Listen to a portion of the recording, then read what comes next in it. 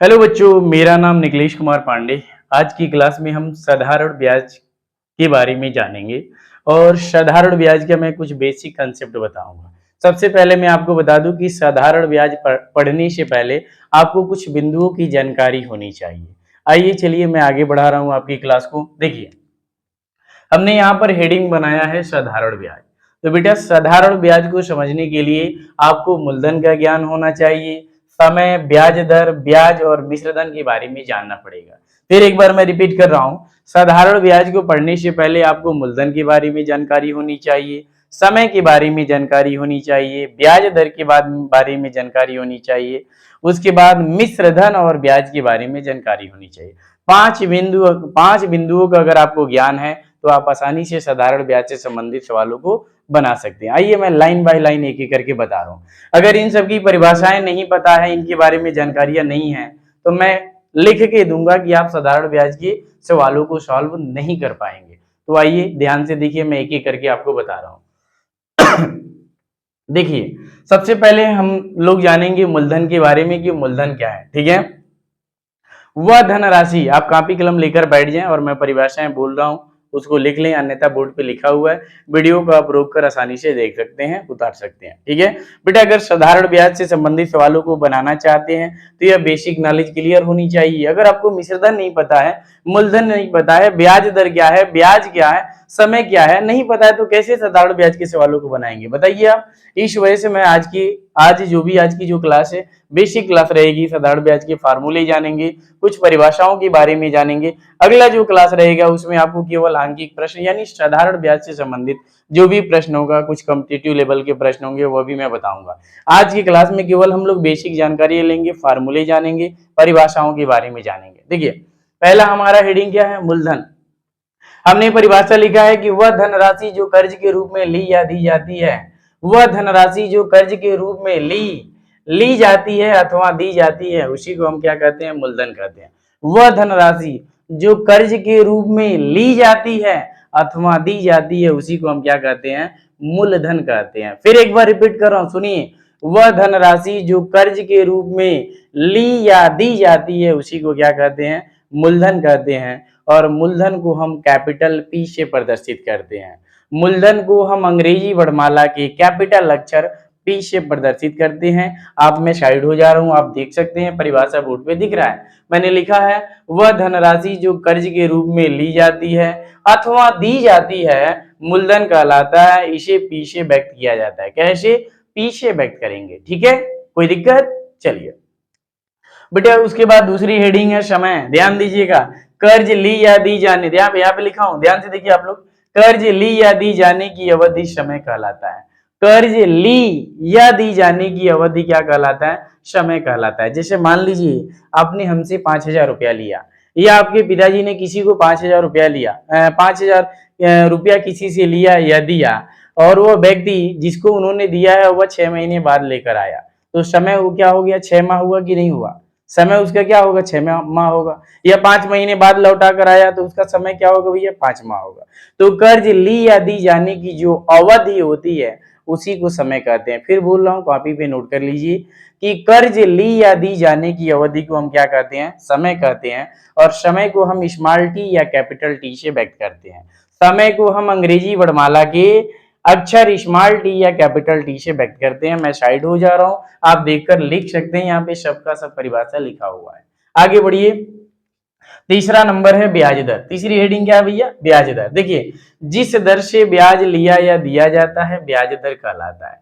जिस दर से ब्याज लिया या दिया जाता है उसे हम ब्याज दर कहते हैं। जिस दर से ब्याज लिया या दिया जाता है उसे हम क्या कहते हैं, ब्याज दर कहते हैं। ब्याज दर को हम अंग्रेजी वर्णमाला के अक्षर स्मॉल आर या कैपिटल आर से व्यक्त कर सकते हैं। ब्याज दर को प्रदर्शित करने का तरीका है, या तो आप स्मॉल आर से प्रदर्शित करें या कैपिटल आर से आप प्रदर्शित कर सकते हैं।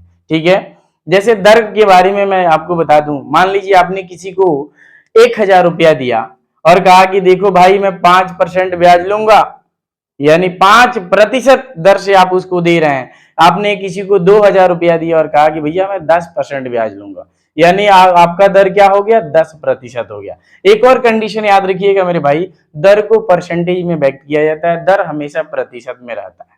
ठीक है, आगे चलिए, मैं साइड में होते भी जा रहा हूं, आप स्क्रीनशॉट ले सकते हैं, ये वीडियो को रोककर आप आसानी से लिख सकते हैं। अगला है चौथा नंबर, क्या है, ब्याज। देखिए, मूलधन के अतिरिक्त जो धन वापस किया जाता है ब्याज कहलाता है।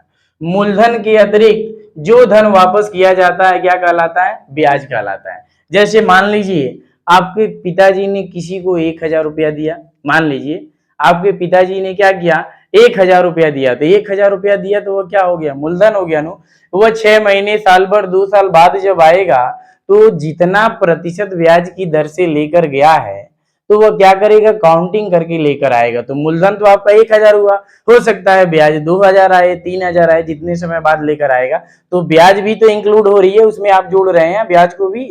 तो वही परिभाषा यहाँ से निकल कर आती है। परिभाषा हमने लिखा है कि मूलधन के अतिरिक्त जो धन वापस किया जाता है, 2,000 रुपया आपने किसी को दिया तो वो तो ले ही रहे हैं, साथ साथ में आप कुछ ब्याज भी लेते हैं कि नहीं लेते हैं।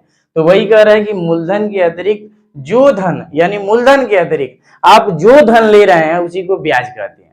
मूलधन के अतिरिक्त आप जो भी एक्स्ट्रा धन लेंगे, उसी को क्या कहते हैं, ब्याज कहते हैं। बेटा जब मैं सवाल बताऊंगा उसमें पूरी जो भी, इसमें अगर कहीं कोई डाउट रह जा रही है आपकी तो कमेंट करके पूछ लेंगे, और जब भी मैं सवाल बताऊंगा वहां पे गारंटी ले रहा हूँ सब आपकी डाउट दूर हो जाएगी।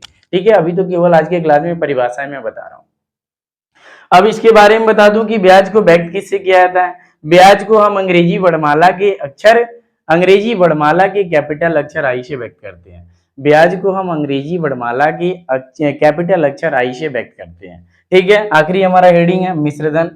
तो ब्याज सहित मूलधन को मिश्रधन कहते हैं। देखिए कितना छोटी छोटी एक एक लाइन की हमने परिभाषाएं लिखा है, एक एक लाइन की परिभाषाएं हमने लिखा है कि बच्चे लोगों को समस्या ना हो। बहुत से बच्चे कहते हैं कि सर बड़ी बड़ी परिभाषाएं लिखा दिया जाता है, हम लोग याद कैसे करें। उसी बच्चों को देखते हुए हमने काफी इजी करके छोटी छोटी परिभाषाओं को तैयार किया और यहाँ पर हमने लिखा है, आसानी से बच्चा पार्टी आप लोग याद कर सकते हैं, कहीं कोई दिक्कत नहीं होगा। देखिए मिश्रधन की परिभाषा क्या है, ब्याज सहित मूलधन को मिश्रधन कहते हैं। फिर सुनिए, ब्याज सहित मूलधन को क्या कहते हैं, मिश्रधन कहते हैं। और मिश्रधन को अंग्रेजी वर्णमाला का कैपिटल अक्षर ए से व्यक्त किया जाता है। मिश्रधन को हम कैपिटल ए से व्यक्त करते हैं। ठीक है, अब चलिए, अब कुछ महत्वपूर्ण फार्मूले जान लीजिए, साधारण ब्याज से रिलेटेड जो भी फार्मूले हैं। अगर मान लीजिए ब्याज निकालना हो, समय निकालना हो, दर निकालना हो, भैया मूलधन निकालना हो, मिश्रधन निकालना हो, तो कैसे निकालेंगे, वह सब फार्मूले यहाँ पर हमने 6 फार्मूले नोट किया है। इस फार्मूलों की सहायता से अगर कहे मूलधन निकालने के लिए तो आप मूलधन निकाल लेंगे, ब्याज कहे, समय कहे, दर कहे, जो भी कहे निकालने के लिए आप आसानी से इस फार्मूलों की सहायता से निकाल सकते हैं। पहला फार्मूला देखिए क्या है, पहला हमने लिखा है IPRT, देख रहे हैं ना। पहले मैं IPRT के बारे में बता दूं, ऊपर तो मैंने बता ही दिया, एक बार यहाँ पे मैं लिख दे रहा हूँ, संकेतों का अर्थ लिख दे रहा हूँ। देखिए मैं संकेतों का अर्थ लिख दे रहा हूँ, सभी बच्चे जान जाएं कि संकेतों का अर्थ क्या है। देखिए यहाँ पर हमने आई लिखा, तो आई हमारा क्या है, आई हमारा ब्याज है, आप सब नोट करते रहे। हमने आई लिखा, आई हमारा क्या है, ब्याज है। पी हमारा क्या है भैया, पी हमारा मूलधन है, पी हमारा क्या है जी, मूलधन है। फिर यहाँ पर आर लिखा है, तो आर हमारा क्या है, बोलिए आप लोग बोलते ही चलिए, आर हमारा ब्याज दर है।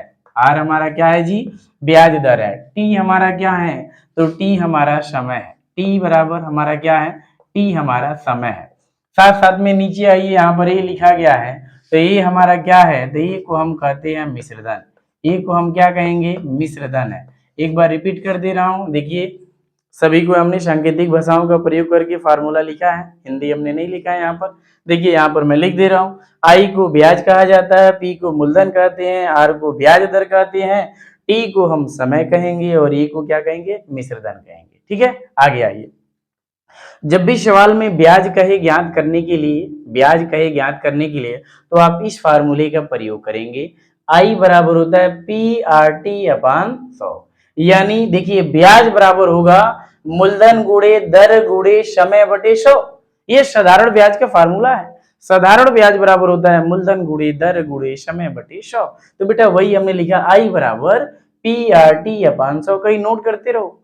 अगला जो मैं वीडियो बनाऊंगा, नेक्स्ट जो वीडियो हमारा रहेगा, उसमें केवल कॉम्पिटिटिव लेवल के प्रश्न रहेंगे, कुछ आपके सिलेबस के भी प्रश्न रहेंगे। एक एक करके मैं आपको सिखाऊंगा, ब्याज कैसे निकाला जाता है, समय कैसे निकाला जाता है, दर कैसे निकाला जाता है, मिश्रधन कैसे निकालेंगे, मूलधन कैसे करें, यानी सब जो भी फॉर्मूले बता रहा हूँ सब पे मैं 2-2, 3-3, 4-4 प्रश्न बताऊंगा, आपकी डाउट एकदम दूर हो जाएगी। ठीक है। दूसरा देखिए क्या है, जब मूलधन पी माने मूलधन, जब कहे मूलधन ज्ञात करने के लिए तब क्या होगा, देखिएगा जब मूलधन कहे ज्ञात करने के लिए तो P बराबर होता है ब्याज यानी आई गुणे 100 और बटे में 8 यानी मूलधन बराबर होता है ब्याज गुणे 100 बटे दर गुणे समय। और यार दर है, टी क्या है, समय है, तब जाके आपका मूलधन निकलेगा। आगे आइए तीसरा नंबर, यहाँ पे मैं तीसरा लिखा हूं, देखिए जब दर कहे ज्ञात करने के लिए तो दर बराबर होगा ब्याज गुणे समय बटे मूलधन गुणे समय। थोड़ा ध्यान दीजिए, थोड़ी सी मिस्टेक हो गई, सॉरी। इधर देखिए जब दर कहेगा ज्ञात करने के लिए तो ब्याज गुणे 100, इधर देखिए आई है, ब्याज गुणे 100 बटे मूलधन गुणे समय। इधर मैं साइड हो जा रहा हूं, फिर देखिए आर बराबर, जब भी दर कहे ज्ञात करने के लिए तो फार्मूला लगाएंगे, आर बराबर आई गुणे 100 अपन पी गुणे टी। चलिए चौथा फार्मूला देखिए, चौथा जब समय कहे ज्ञात करने के लिए तो समय ज्ञात करने का फार्मूला है टी बराबर आई गुणे 100 अपान पी गुणे आर।